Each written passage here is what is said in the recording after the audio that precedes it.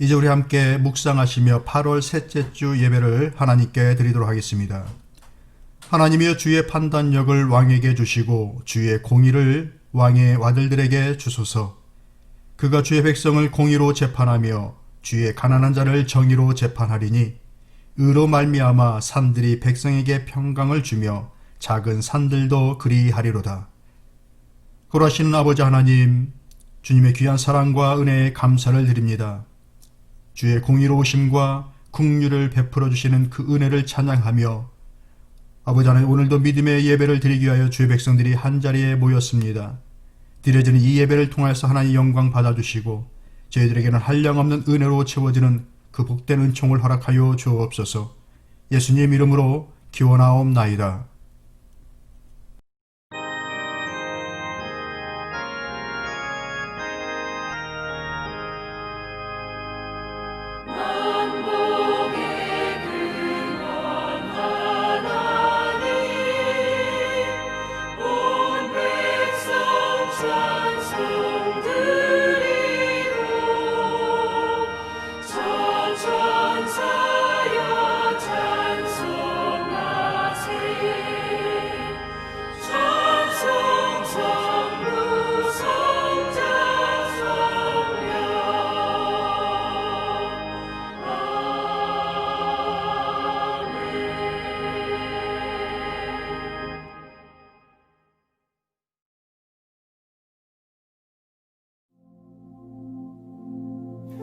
전능하사 천지를 만드신 하나님 아버지를 내가 믿사오며 그 외아들 우리 주 예수 그리스도를 믿사오니, 이는 성령으로 잉태하사 동정녀 마리아에게 나시고 본디오 빌라도에게 고난을 받으사 십자가에 못 박혀 죽으시고 장사한 지 사흘 만에 죽은 자 가운데서 다시 살아나시며 하늘에 오르사 전능하신 하나님 우편에 앉아 계시다가 저리로서 산 자와 죽은 자를 심판하러 오시리라. 성령을 믿사오며 거룩한 공회와 성도가 서로 교통하는 것과 죄를 사하여 주시는 것과 몸이 다시 사는 것과 영원히 사는 것을 믿사옵나이다. 아멘.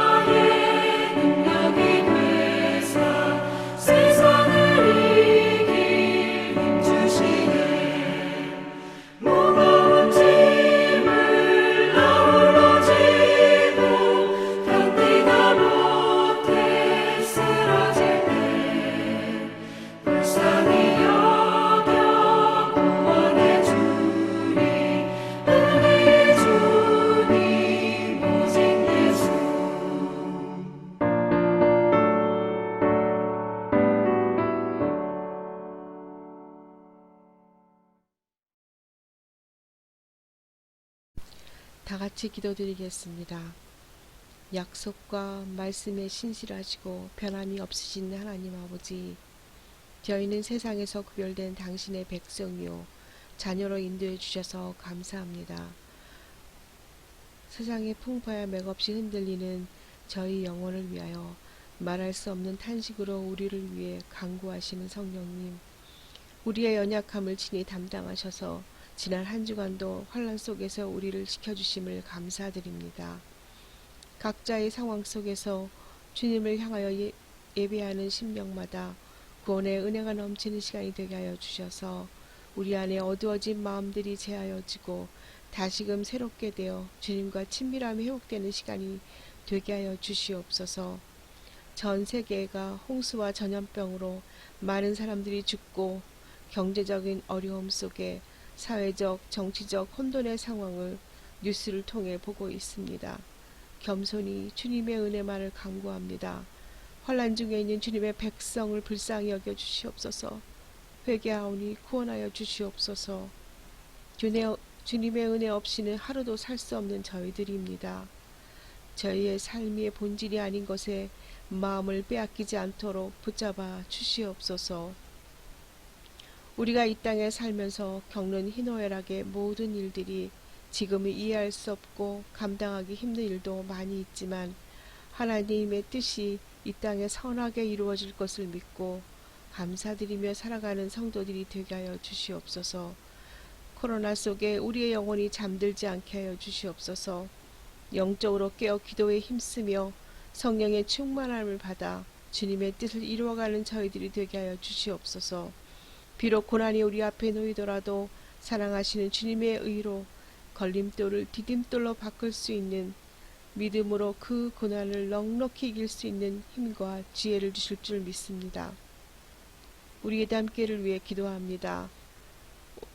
우리 교회를 지금까지 지켜주시고 인도하신 하나님께 감사와 영광을 돌립니다.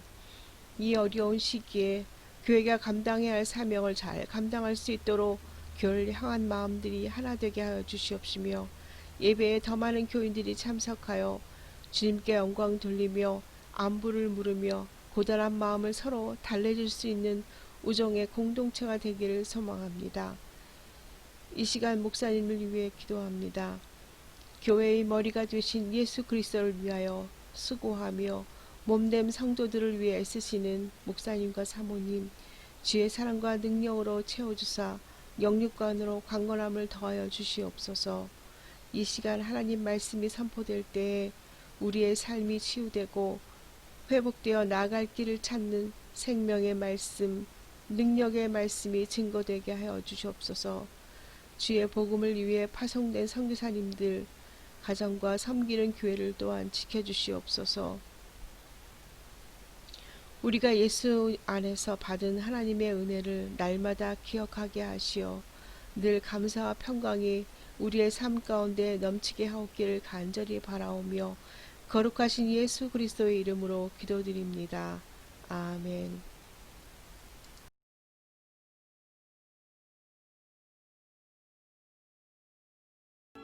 생각하건대 현재의 고난은 장차 우리에게 나타날 영광과 비교할 수 없도다. 피조물이 고대하는 바는 하나님의 아들들이 나타나는 것이니 피조물이 허무한 데 굴복하는 것은 자기 뜻이 아니요 오직 굴복하게 하시는 이로 말미암음이라. 그 바라는 것은 피조물도 썩어짐의 종노릇한 데서 해방되어 하나님의 자녀들의 영광의 자유에 이르는 것이니라. 피조물이 다 이제까지 함께 탄식하며 함께 고통을 겪고 있는 것을 우리가 아느니라. 그뿐 아니라 또한 우리 곧 성령의 처음 익은 열매를 받은 우리까지도 속으로 탄식하여 양자될 것 곧 우리 몸의 속량을 기다리느니라. 우리가 소망으로 구원을 얻었음에 보이는 소망이 소망이 아니니 보는 것을 누가 바라리요. 만일 우리가 보지 못하는 것을 바라면 참음으로 기다릴지니라. 이와 같이 성령도 우리의 연약함을 도우시나니 우리는 마땅히 기도할 바를 알지 못하나 오직 성령이 말할 수 없는 탄식으로 우리를 위하여 친히 간구하시느니라. 마음을 살피시는 이가 성령의 생각을 아시나니 이는 성령이 하나님의 뜻대로 성도를 위하여 간구하심이니라. 우리가 알거니와 하나님을 사랑하는 자 곧 그의 뜻대로 부르심을 입은 자들에게는 모든 것이 합력하여 선을 이루느니라. 하나님이 미리 아신 자들을 또한 그 아들의 형상을 본받게 하기 위하여 미리 정하셨으니 이는 그로 많은 형제 중에서 맏아들이 되게 하려 하심이니라. 또 미리 정하신 그들을 또한 부르시고 부르신 그들을 또한 의롭다 하시고 의롭다 하신 그들을 또한 영화롭게 하셨느니라. 말할 수 없는 성령의 탄식이라는 말씀의 제목으로 여러분과 함께 은혜를 나누겠습니다. 로마서 8장에서 두드러진 바울의 신앙을 몇몇 구절에서 발견할 수가 있습니다. 몇 가지 그 구절을 보겠는데요. 18절을 보면 생각하건대 현재의 고난은 장차 우리에게 나타날 영광과 비교할 수 없도다 라고 얘기를 하고 31절에 그런즉 이 일에 대하여 우리가 무슨 말 하리요? 만일 하나님이 우리를 위하시면 누가 우리를 대적하리요? 또 39절에 높음이나 깊음이나 다른 어떤 피조물이라도 우리를 우리 주 그리스도 예수 안에 있는 하나님의 사랑에서 끊을 수 없으리라 라고 이렇게 고백하고 있습니다. 여러분, 이 짧은 세 구절 속에서 바울의 어떤 모습을 볼 수가 있습니까? 저는 한마디로 바울의 신앙의 그 확신하는 신앙을 엿보게 되어집니다. 참으로 위대한 점은 그의 그 확신의 신앙의 출발점이 현재의 고난이라는 점입니다. 장래의 영광을 기대하는 것은 바울이나 지금의 우리나 크게 다르지 않을 것입니다. 그런데 살아가는 중에 우리의 믿음은 고난의 중심에 서 있을 때에 약하여지고 흐려지고 힘을 잃는 경우가 많습니다. 왜 고난이 우리 믿음의 생활에 걸림돌이 될까요? 그것은 고난과 함께 찾아오는 영향력 때문 아니겠습니까? 바울은 고난의 결과로 우리에게 온 현실을 말해 주는데 그것이 바로 탄식이다라고 얘기를 하고 있습니다.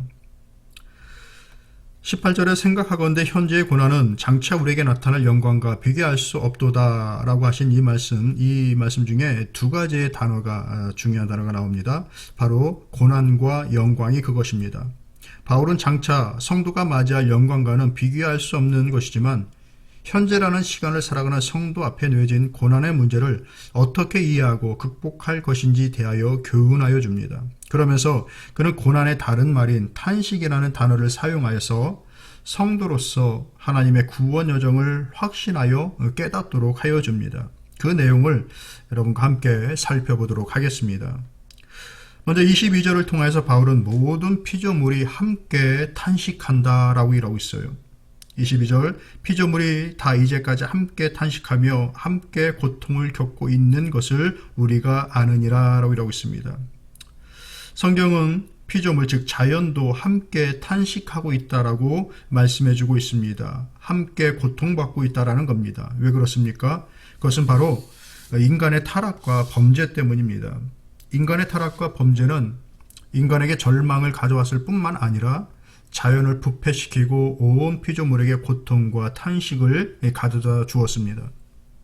오늘 본문에 나타난 피조물의 그 자연 기대로의 상태를 묘사하는 단어들이 나오는데요. 20절 이하의 말씀 보면은 이런 단어들이 나옵니다. 허무, 굴보, 썩음, 종노릇, 고통, 이런 단어들이 계속적으로 등장하면서 자연이 가지고 있는 그 현실에 대해서 신음에 대해서 얘기해주고 있는 것입니다. 오늘날 자연 만물은 사람의 유분리에 의해서 그들의 운명이 좌우되어집니다. 그들이 선택할 수 없다라는 겁니다. 사람이 보존하고자 하면 보존되어지고 개발하고자 하면 정리되고 옮겨집니다. 아무 소리를 낼 수가 없습니다. 아담의 범죄 이후 사람에게는 인생의 수고와 해산의 고통이 찾아왔고 땅은 가시덤불과 엉겅퀴를 내기 시작했다라고 창세기 3장에 얘기해주고 있습니다. 자연 만물 그 겉에서 보기에는 평화롭고 아름답게 보이는 그 경관이라 할지라도 그 속을 면밀히 들여다보면 치열한 생존 경쟁으로 서로 먹고 먹히는 현실이 존재합니다. 더 나아가서 타락한 인간 본성으로 인간 중심의 개발을 할 때에 자연은 더욱더 황폐해져 왔습니다. 여러분, 바다 위를 떠다니는 그 플라스틱 쓰레기 섬에 대해서 들어보셨습니까? 태평양에는 대한민국 면적의 7배가 넘는 쓰레기 섬이 있다고 합니다. 또 수시로 일어나는 유조선의 기름 유출, 원자력 발전소의 사고, 산림은 줄어들고 대신 늘어나는 도시, 또 여러 산업 발전을 통해서 나타나는 환경 오염 등 그 자연의 입장에서 생각하면 대단히 고통스러운 지금의 현실이 보여지는 것입니다. 그런 면에서 볼 때 이 개발이라는 것도 창조의 섭리를 이해하여서 사람과 자연 세계가 같은 하나님의 피조물이다라고 하는 이 관점으로 개발을 하며 서로 상생의 발전을 이루는 것이 자연의 실험을 줄이는 것이고, 또 인류 또한 그 자연의 덕을 지속하여서 볼 수 있는 것 아닌가, 그런 생각을 하게 되어지는 겁니다. 오늘 같은 이 코로나 시대에 우리 역설적이게도 이 여파를 통하여서 각 나라가 모든 경제 활동을 잠시 멈췄을 때에 오히려 자연 생태계는 더욱더 건강해지고 있다라고 하는 그 증상들을 매스컴을 통해서 본 것도 있습니다. 그런 의미에서 자연 역시 하나님의 아들들이 나타나는 그날을 고대한다라고 하고 있습니다. 19절에 피조물이 고대하는 바는 하나님의 아들들이 나타나는 것이니, 이 말씀은 자연 역시 진정한 회복의 날을 기다린다라는 의미입니다. 바로 주의 재림의 날을 기다린다는 뜻입니다. 성도가 수고와 해산의 고통을 멈출 주님의 재림의 날을 기다리듯이 자연 역시 가시덤불과 엉겅퀴를 제거할 그날을 고대하며 신음하고 있다는 겁니다. 그때까지 하나님은 자연을 사람에게 굴복하게 하셨습니다. 종르르, 즉 섬기도록 하였다라는 겁니다. 이것이 바로 피조물이 가지고 있는 탄식입니다. 또 23절에 바울은 성도에게도 이 탄식의 문제는 현실의 문제이다라고 합니다. 23절, 그뿐 아니라 또한 우리 곧 성령의 처음 익은 열매를 받은 우리까지도 속으로 탄식하여 양자될 것 곧 우리 몸의 속량을 기다리느니라 라고 있습니다. 이 말씀은 8절의 다른 두 구절과 함께 이해하면 더욱더 좋겠는데요. 17절과 30절이 그것입니다. 먼저 17절에 이렇게 얘기합니다. 자녀이면 또한 상속자 곧 하나님의 상속자요 그리스도와 함께한 상속자니 우리가 그와 함께 영광을 받기 위하여 고난도 함께 받아야 할 것이니라. 23절에 이 성령의 처음 익은 열매를 받은 우리라는 것은 위에서 말씀하고 있는 하나님의 자녀가 된 우리를 가리키는 것입니다. 우리는 성령께서 알게 하신 것을 통해서 예수 그리스도를 주로 고백하여 하나님의 자녀가 되었습니다. 자녀가 된다는 것은 그의 나라를 유업으로 받는다는 것을 의미합니다. 그러나 우리가 하나님의 자녀가 되었다는 것이 우리 신앙생활의 전부를 말하는 것은 아닙니다. 만일 하나님 자녀가 되는 것이 기독교 신앙생활의 전부라면 우리가 신앙 고백을 하고 난 이후에 성도의 삶을 살아가게 되어지는데, 하나님께서 부르실 그때까지 그 성도의 삶이 아무런 의미가 없이 이제 보내는 시간이 된다라는 것과 같은 의미이기 때문에 그렇습니다. 예를 하나 들어드리면, 우리가 만일 좋은 식당에 가서 풀코스로 식사를 하게 되어지면 우리가 하나님의 자녀가 되었다라고 하는 그 영접의 순간은 바로 에피타이저와 같은 겁니다. 이제 막 식사를 시작했다라는 의미입니다. 하나님의 자녀가 되어진 것은 이제 바로 식사가 시작된 것이죠. 뒤따르는 다양한 코스의 메뉴들이 남아있는 겁니다. 하나님의 나라에 갈 때까지 말입니다.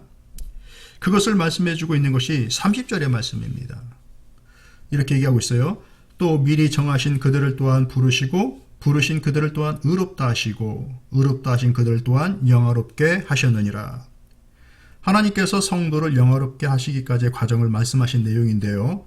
하나님은 우리를 자녀로 미리 정하셨습니다. 그리고 때가 되어 부르셨습니다. 그리고 부르신 이를 의롭다 하셨습니다. 또한 의롭다 한 우리를 또한 영화롭게 하셨습니다. 이것이 하나님께서 성도를 이끄시는 방법이십니다. 구원의 여정입니다. 주님을 뵐 때까지 이처럼 성도를 이끌어서 결국 우리를 영화롭게 하시는 것이 하나님의 계획입니다. 이렇게 우리를 이끄시는 하나님의 뜻은 무엇일까요? 그것이 바로 29절에 나오는데 29절 이렇게 얘기하고 있습니다. 하나님이 미리 아신 자들을 또한 그 아들의 형상을 본받게 하기 위하여 미리 정하셨으니 무엇인가요? 바로 예수 그리스도를 닮도록 하기 위함이라는 겁니다. 그런 의미에서 성도의 그 본 요리는 예수 그리스도를 닮아가는 것입니다. 하나님이 우리를 작정하시고 부르시고 우리의 삶 속에서 간섭하시고 섭리하시는 이유는 하나님의 아들이신 그리스도 예수님의 인격을 닮아가며 그분의 거룩함을 따라 행하도록 하기 위함이라는 겁니다. 우리가 예수님의 십자가의 은혜를 바르게 알고 우리 또한 우리 자신의 십자가를 지고 인생을 살아가기를 원하시는 것이 하나님의 뜻입니다. 이것이 바로 성도들이 주의 자녀가 되었음에도 불구하고 주님 다시 뵐 때까지 이 땅에서 여러 고난과 함께 더불어 살아가야 하는 그 이유가 되어진 것입니다. 17절 말씀 보면 우리가 그와 함께 영광 받기 위하여 고난도 함께 받아야 할 것이니라 라고 있습니다. 이것이 바로 성도의 탄식이며 동시에 성도의 탄식의 이유가 되는 것입니다. 또 세 번째로 바울은 성령 또한 말할 수 없이 탄식하고 계시다. 성령 또한 탄식하고 하나님 또한 탄식하고 계시다라고 26절에 얘기해 주고 있는 겁니다. 이와 같이 성령도 우리 연약함을 도우시나니 우리가 마땅히 기도할 바를 알지 못하나 오직 성령이 말할 수 없는 탄식으로 우리를 위하여 친히 간구하시느니라. 모든 성도 개개인의 인생 여정 속에 성령 하나님의 탄식도 함께 있다는 것이 대단히 놀랍습니다. 하나님도 탄식하고 있다는 것이. 왜 그렇습니까? 성령 하나님은 자신의 문제를 이유로 탄식하는 분이 아니시기 때문에 그렇습니다. 하나님의 탄식은 피조물을 위하여 하는 탄식입니다. 우리 때문에 하는 신음입니다. 바울은 이런 성령님의 탄식을 말할 수 없을 정도로 탄식하신다라고 표현하고 있습니다. 자신의 형상으로 지어진 피조물이 그 영광을 잃어버린 까닭에 수고와 고통을 안고 있는 것과 죄의 영향 아래서 갈등과 무거운 짐을 지고 있는 연약함을 보고 있기 때문입니다. 스스로 무엇을 구하여야 할지조차도 모르는 방황과 절망을 우리 인생 속에서 보시기 때문입니다. 그러기에 성령님의 탄식은 우리의 탄식과 다릅니다. 그분의 탄식은 단지 비탄의 신음이 아닙니다. 성령님의 탄식은 바로 돕고자 하는 탄식입니다. 살리고자 하시는 탄식입니다. 여러분 살아오시면서 누군가를 돕기 위해서 신음하며 기도해 보신 적이 있으십니까? 아마 부모가 자식을 위하는 심정이 아니라면 타인을 위하여 비통하며 구하지 못할 겁니다. 누군가를 중보하며 기도한다는 것은 바로 그런 심정으로 기도하는 것을 의미합니다. 그러나 그마저도 충분하지 못할 겁니다. 왜냐하면 돕고자 하는 마음이 있어도 힘이 미치지 못하는 것들이 있기 때문에 그렇습니다. 여러분 오래된 복음성가 중 하나 누군가 널 위해 기도하네라는 찬양이 있습니다. 그 가사의 내용을 보면 이런데요. 당신이 지쳐서 기도할 수 없고 눈물이 빗물처럼 흘러내릴 때 주님은 우리 연약함을 아시고 사랑으로 인도하시네. 누군가 널 위하여 누군가 기도하네. 내가 홀로 외로워서 마음이 무너질 때 누군가 널 위해 기도하네. 당신이 외로이 홀로 남았을 때 당신은 누구에게 위로를 얻나? 주님은 아시네 당신의 마음을 그대 홀로 잊지 못함을. 누군가 널 위해 누군가 기도하네. 내가 홀로 외로워서 마음이 무너질 때 누군가 널 위해 기도하네. 이 성령의 탄식을 잘 표현한 그 좋은 찬양으로 여겨집니다.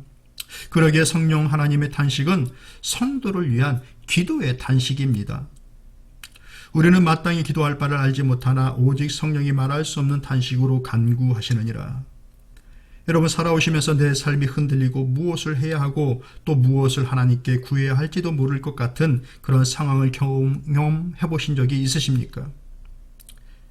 그렇다도 언제 끝날지 모를 것 같은 긴 터널처럼 보이는 현실을 우리는 살아가는 중에 맞을 때도 있습니다.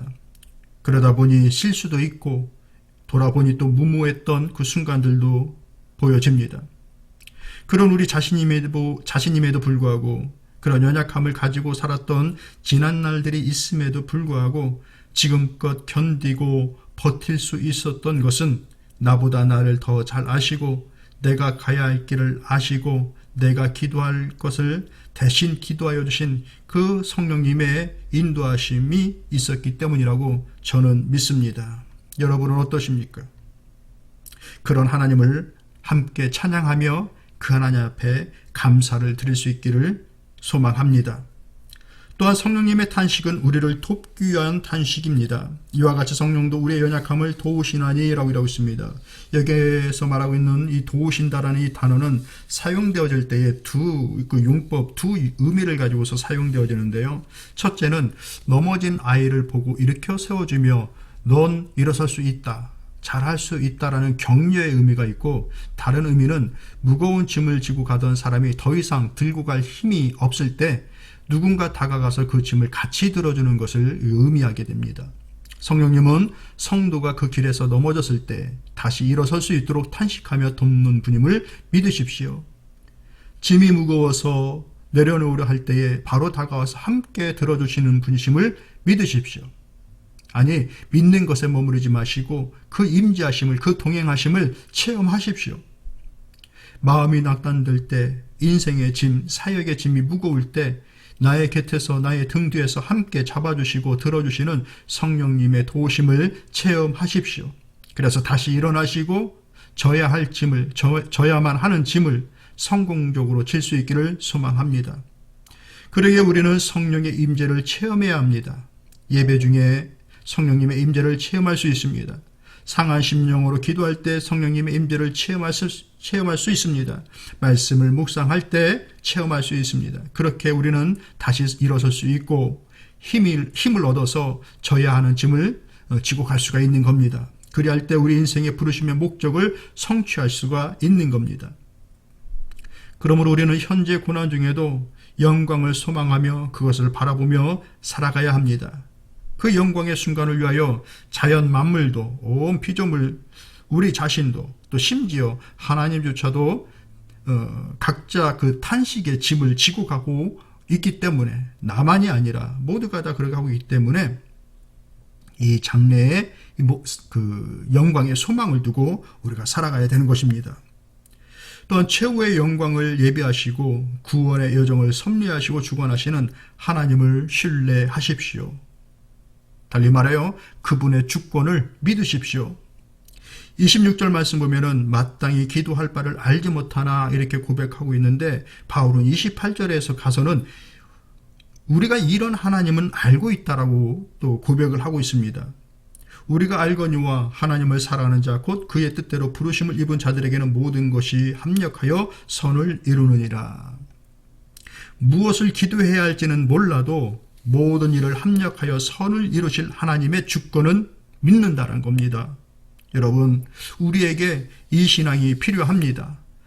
갈 길 몰라 방황하고 무엇을 구해야 될지 모르는 그 막막함이 있다 할지라도 이 하나님의 주권은 우리 신앙의 중심에 있어야 되는 것입니다. 말씀을 정리하도록 하겠습니다. 고통과 탄식은 우리에게만 있는 줄로 알았습니다. 그러나 모든 피조물과 심지어 하나님에게까지도 고통의 탄식이 있음을 배웠습니다. 고통은 말 그대로 아픔입니다. 그 통증과 감정을 부인할 수가 없습니다. 그럼에도 불구하고 오늘 우리가 알게 된 것이 있습니다. 고통 자체가 기쁨일 수 없고 영광일 수는 없지만 결국 하나님의 손에 의해서 어떤 역경도 슬픔도 어려움도 결국 합력하여 우리로 하여금 그리스도의 성품을 배우게 할 것이다라는 하나님의 계획 말입니다. 현재의 고난은 나타날 영광과 비교될 수 없을 것이란 이 하나님의 말씀을 믿읍시다. 그것이 눈에 보이는 소망이 아니니 분명 이것은 우리의 믿음의 소망입니다. 25절은 우리에게 이렇게 얘기해 주고 있습니다. 만일 우리가 보지 못하는 것을 바라면 참으로 기다릴지니라. 이 소망의 성취를 위해서 저와 여러분에게는 우리를 위하여 말할 수 없는 탄식으로 기도하시며 돕는 성령님이 계심을 믿으십시오.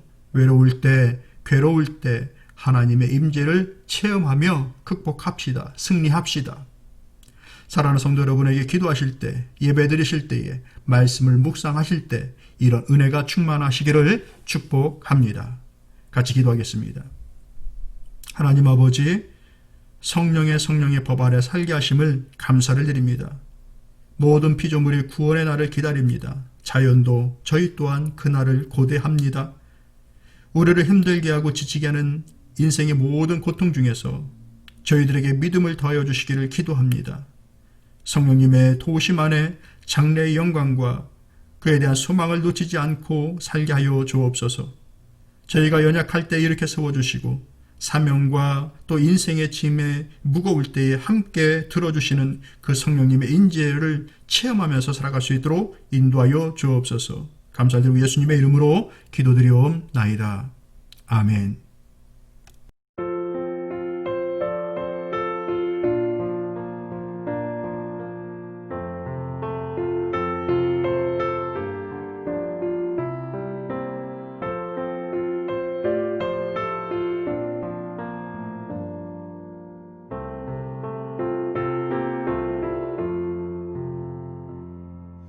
죄짐 맡은 우리 구주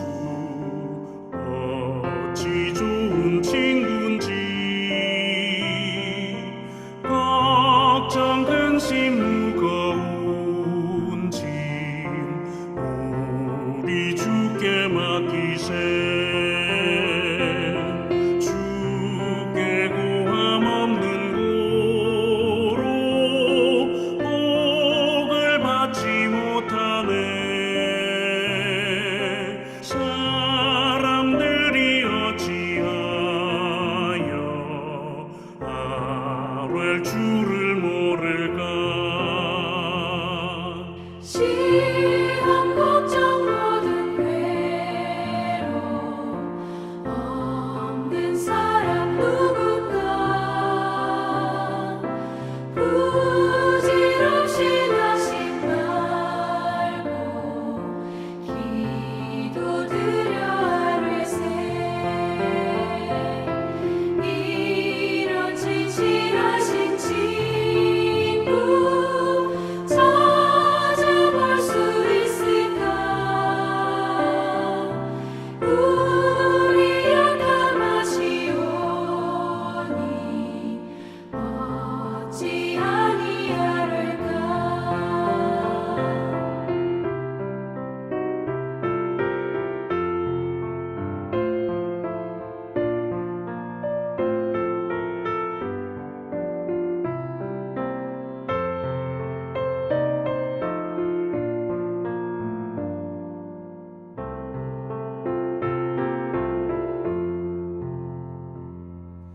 근심 걱정 무거운 짐 아니 진짜 누군가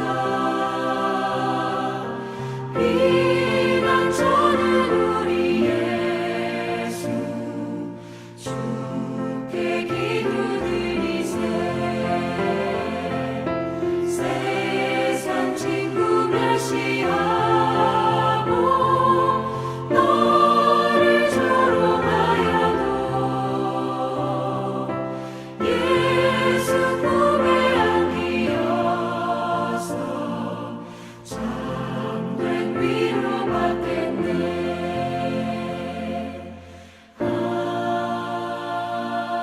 아멘.